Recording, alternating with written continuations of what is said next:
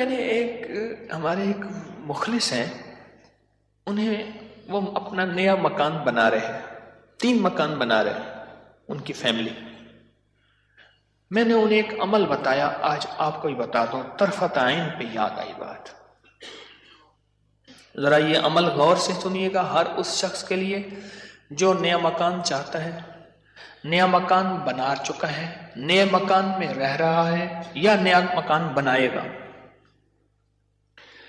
میں نے کہا آپ نے نیا مکان بنایا ہے، ان قریب شفٹ ہونے والے ہیں، منتقل ہونے والے ہیں، اس کا کوئی حل بھی کیا؟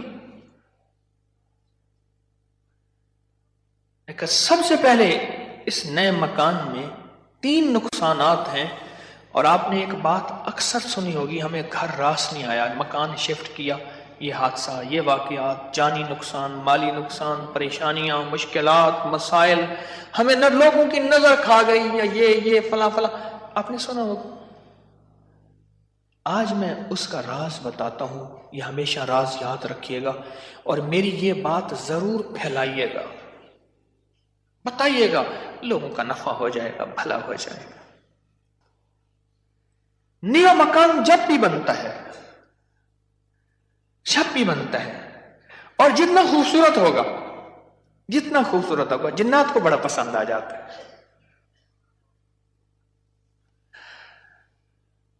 اب میں ایک صاحب نے مجھے ایک بات بتائی، وہ بات میں انہی کی زبان میں سناؤں گا، آپ وہ بات کی چاشنی بھی لے لیں، پھر میں بات مختصر کر کے بتاؤں گا.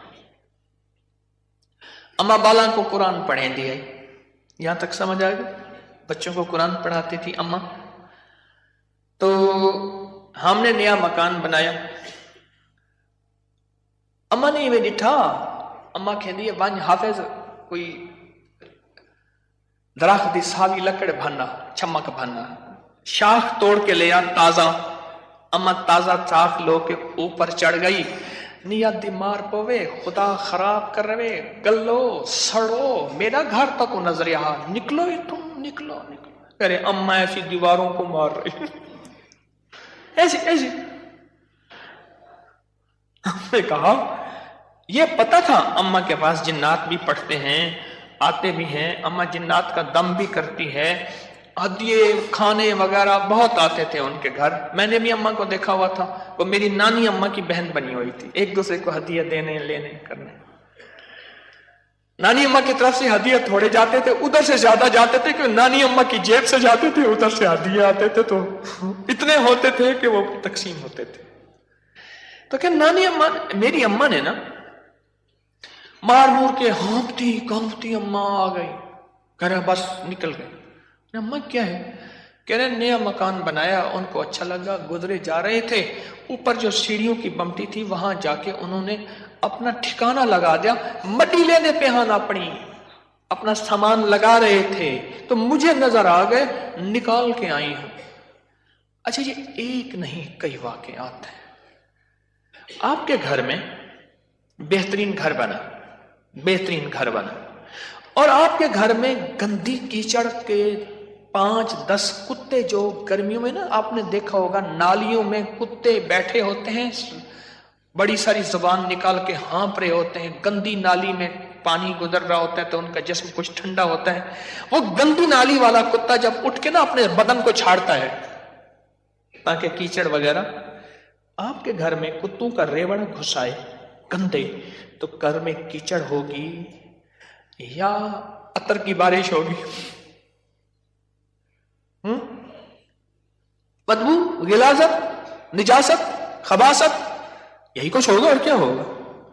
جس گھر میں شیاطین آ جائیں اور شیاطین کا پورا قافلہ آ جائے اور فیملی آ جائے، جو کہ ہر بیت الخلاء میں ہوتی ہے، خبث اور خبائث، مذکر اور مؤنث، مائی اور جوان، ہر بیت الخلاء میں ہوتے ہیں.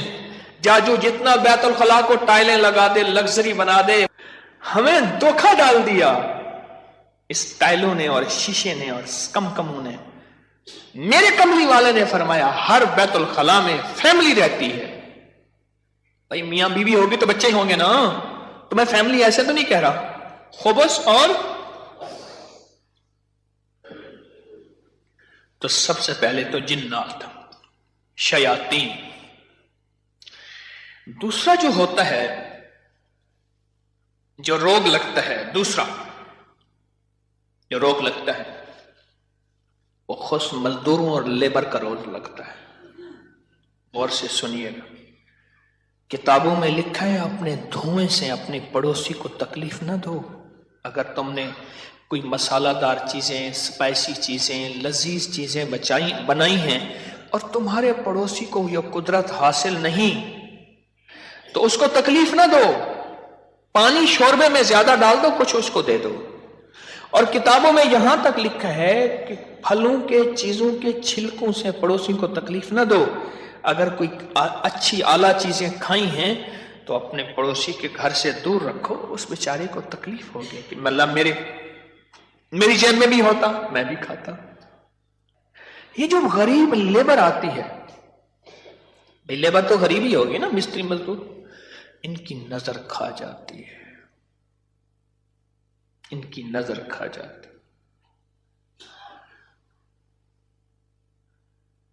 میں نے بکریاں رکھی، 8 بکریاں تو ذبح ہو گئی اور لیبر کھا گئی، 9ویں جو ہے آخر حرام ہو گئی، اور چھری کے نیچے بھی نہیں آئی. میں نے کہا نکالو یہاں سے بکریاں. 8 تو چھری کے نیچے آئی اور 9ویں جو ہے وہ خود حرام ہو گئی. اور تیسری اور آخری چیز، یہ میں آپ کو کہتا نا گھر راس نہیں آیا، یہ میرے پاس بہت واقعات آتے ہیں. اس کی نظر ہوتی ہے، لیبر کی ہوتی ہے. اور بعض بندے ایسے ہوتے ہیں، اب تو سائنس ایول آئی اور بیڈ آئی پہ جاؤ، میرا لفظ لکھو سوشل میڈیا پہ، نیٹ پہ، پتہ نہیں کہاں، فیس بک پہ، ایول آئی بیڈ آئی. اب تو پوری دنیا کی سائنس نظر بد پہ پاگل ہو چکی ہے. پہلے کہتے تھے یہ ان کی قصے کہانیاں ہیں. ارے میرے کملی والے نے فرمایا، اور سائنس اس کی ریسرچ کو کہے سچ نہیں ہے تو ہو کیسے سکتا ہے؟ ہو کیسے سکتا ہے؟ حضرت علی کرم اللہ وجہہ کے فرامین بہت زیادہ نظر بد پہ، حسنین کریمین کے فرمان بہت زیادہ، آل رسول اصحاب رسول کے فرمان بہت زیادہ، واقعات بہت زیادہ، تجربات بہت زیادہ. اور تیسری اور آخری چیز انہیں میں نے بتائی کہ بعض اوقات ہم اپنے رزق کے حلال سے کسی سے سامان لیتے ہیں اور اس کا رزق مشکوک ہوتا ہے، اس نے کاروبار مشکوک رزق سے کیا ہوا ہے، اس سے میٹیریل لے رہے. غور سے سمجھے گا، باریک نقطہ ہے. ہم نے اس سے جو میٹیریل دیا وہ رزق مشکوک ہے اس کا. اس کی دلیل میں دیتا ہوں آپ کو. میں ایک بات کہا کرتا ہوں، آپ نے شاید سنی ہوگی کہ اگر میں محسوس کرتا ہوں میرا رزق مشکوک ہے تو اس مشکوک رزق سے کبھی روزے نہ رکھنا. میں آپ کو اکثر عرض کرتا ہوں کسی ایسے بندے سے جس کا رزق طیب طاہر حلال ہے اس سے ادھار لے لے. ٹھیک ہے، اس سے ادھار لے کر جس کا رزق طیب طاہر اور حلال ہے اس سے روزے رکھ اور اپنے پیسوں میں سے وہ ادھار چکا دے. رزق کا اثر ہوتا ہے. ایک بزرگ کہتے ہیں میں نے دعوت کھائی 1 مہینے تک میرے جی میں آیا کہ میں کوئی گناہ بدکاری کروں، صرف ایک دعوت کھائی تھی. واقعات یہ 3 عوامل ہیں، 3 فیکٹرز ہیں بڑے جو گھر کے اندر کہتے ہیں کہ گھر راس نہیں آیا.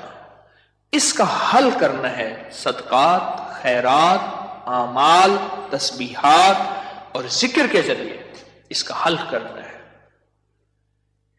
صدقات، خیرات، اعمال، ذکر اور تسبیحات. اس کا حل کرنا ہے. اب یہ سنتے جائیے، غور سے سنیے گا، توجہ سے. نئے گھر میں جب بھی داخل ہوں سب سے پہلے تو یہ سوچیں کہ میں گھر کس رزق سے بنا رہا. یاد رکھیے گا، مشکوک رزق، یا آپ نے ایسا موضوع چھیڑ دیا کہ اس موضوع کو مجھے کچھ بتانا پڑے گا. سب سے پہلے تو یہ ذہن نشین رکھیے گا، رزق مشکوک کبھی زندگی اور نسلوں میں چین سکون نہیں دے سکتا، کبھی نہیں دے سکتا۔ وہ کیسے ہوگا؟ اس کے میرے پاس واقعات ہی واقعات۔ میں ایک چھوٹا سا صرف واقعہ سناتا ہوں، میں نے کئی واقعے دیکھے۔ پتہ چلا کہ بیٹا فوت ہو گیا خودکشی میں، گرمی تھی، گھر تھا بڑا سارا، یعنی ادھر بھی گھر کے لان تھا، باغیچہ تھا، ادھر بھی باغیچہ تھا، بڑا بہترین گھر بنا ہوا تھا۔ اس وقت محسوس ہو رہا تھا یہ گھر کو بنے 35-40 سال ہو گئے۔ چارپائی جب پڑی تھی تو ہمارے ہوتے ہوئے دھوپ آ گئی، تو چارپائی کو میں نے گھسیٹا اور ایک بیل تھی بڑی خوبصورت، اس کے نیچے لے گئے۔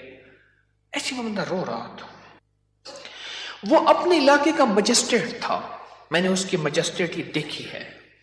بٹھے والے کو حکم تھا کہ اتنی اینٹیں پہنچانی ہے ورنہ بٹھا کسی شکایت کی وجہ سے سیل ہو جائے گا۔ سیمنٹ والے کے ذمے تھے کہ اتنی سیمنٹ کی بوریاں پہنچانی ہے ورنہ تو 2 نمبر سیمنٹ بیچ رہا، تجھ پہ آبجیکشن لگ جائے گا۔ ریت والے، اینٹ والے، ہر میٹیریل والے کے ذمے تھا کہ تو نے پہنچانا ہے۔ بہترین مکان بنا، بہترین مکان بنا۔ اس گھر میں رہا اور کبھی سکھ کا سانس نہ لے سکا۔ بیوی مر گئی، بیٹا اڑ گیا کہ میں نے ماں کو گھر میں دفن کرنا ہے۔ جو گھر کے پچھلی طرف کا باغیچہ تھا وہاں ماں کی قبر تھی، اور خودکشی مر کے کہنے لگا مجھے ماں کے قدموں میں دفن کرنا ہے۔ 2 قبریں گھر میں بنی ہوئی تھیں، بیٹھا ہوا تھا، ریٹائر، مر گیا، اور پھر اس کا کوئی وارث نہیں تھا۔ وہاں پتہ چلا اس شہر میں کہ ہمارے مرشد آئے ہیں، کچھ لوگوں کو بھاگے بھاگ آئے۔ ایک بابا آیا ریٹائر، تو میں نے کہا بابا جی مرشد بس میرے گھر چلیں، دعا کر دیں، کھانا کھا لیں۔ میں نے کہا کس لیے؟ میری دعائیں ہوں گی۔ میں نے کہا ایک چیز پہ دعا دوں گا کہ اس بابے کی آپ نے خدمت کرنی ہے، تو خود بھی بابا ہے، اس کی خدمت کرنی ہے، اور اس بابے کی موت تک وہ بزرگ بابا، وہ بھی زندہ ہے، اس کی خدمت کرتا رہا اور وہ دعائیں دیتا رہا۔ میرے اپنے چھوڑ گئے کہ حکیم صاحب تو آیا اور کسی کو خدمت پہ چھوڑ گیا کہ میری چارپائی دھوپ پہ پڑی ہوتی تھی، میرے اندر سکت ہی ختم ہو گئی۔ ایک بڑھاپے نے مارا، دوسرا غموں نے مارا۔ بڑا لمبا واقعہ ہے۔ سب سے پہلے رزق حلال نسلوں کے لیے راحت ہے، اور دوسری چیز ہمارے ایک جاننے والے ہیں، ان کی زندگی میں مسائل ہی مسائل ہیں، مشکلات ہیں، غم ہی غم ہیں۔ اس غم کو وجہ الیکٹریشین آیا، تھوڑا سا کام کیا، اس کا ہاں تجھے پیسے دوں گا، بجلی والے کا، پلمبری والے کا، مرمت والے کا، کوئی کام ہے، دھوبی کا، فلاں کا فلاں، اس نے کہا پیسے دوں گا، اور اگر اس نے پیسوں کا اصرار کیا تو اس کو دھمکایا، ڈرایا۔ چھوٹے چھوٹے لوگوں کے پیسے کھاتا گیا، نسلوں میں غربت، تنگ دستی نے گھیر لیا۔